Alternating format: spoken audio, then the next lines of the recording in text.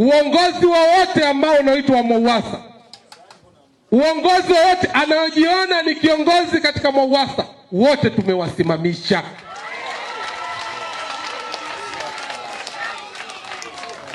Hapa tutaanza upya. Kiangalia mafundi wamejaa rushwa.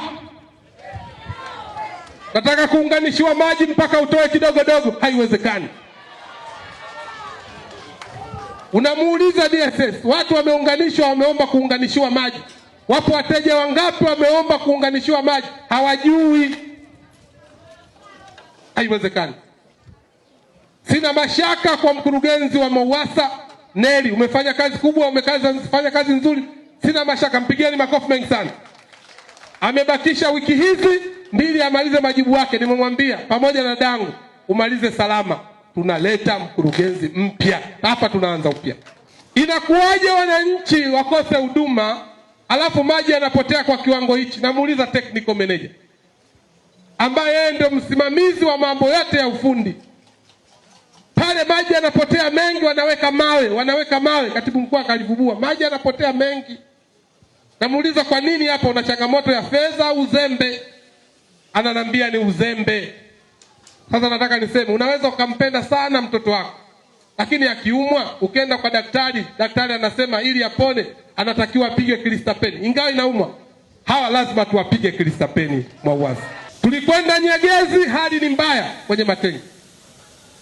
Nimetoka hapa na nitumie nafasi hii kuomba radhi wana Kirumba, tumechelewa kwa ajili ya mkutano huu. Nimezungumza na watendaji wote, wafanyakazi wote wanaofanya kazi MWAUWASA. Niliwauliza swali moja, mlikuwa na uzalishaji wa lita milioni 90. Sasa hivi mnazalisha lita ngapi? Wakasema tunazalisha lita milioni 138. Tuna miradi mingapi ambayo inaendelea? Ananiambia tuna miradi zaidi ya 8 yenye thamani ya kiasi gani? Zaidi ya bilioni 100 katika kuhakikisha tunamaliza tatizo la maji kabisa. Sasa kama kumbe mna lita milioni 138, hata kama tuseme tuchache, simwambie bwana nyie Kirumba mtapata Jumatatu, Jumanne na Jumatano. Mtu anaweza kuvumilia siku 2. Mbona ubabaishaji ni mwingi? Tatizo ni nini? Nieleze. Nipe taarifa ya mgao. Nimemwambia asubuhi technical manager tunaanza ziara. Nataka taarifa ya utoaji wa huduma katika jiji la Mwanza. Mpaka ninapozungumza sijakabidhiwa taarifa. Anapita kushoto, anapita kulia. Nimezungumza naye, hana taarifa. La pili, moja ya jukumu la kuweza kusimamia mamlaka hii ni management, kwa maana ya uongozi. Management ipo pale. Nimemsimamisha mmoja. Nikawaambia nyinyi jukumu lenu ni kusimamia hii taasisi. Dhamana ya kutoa huduma ya maji imepewa Wizara ya Maji.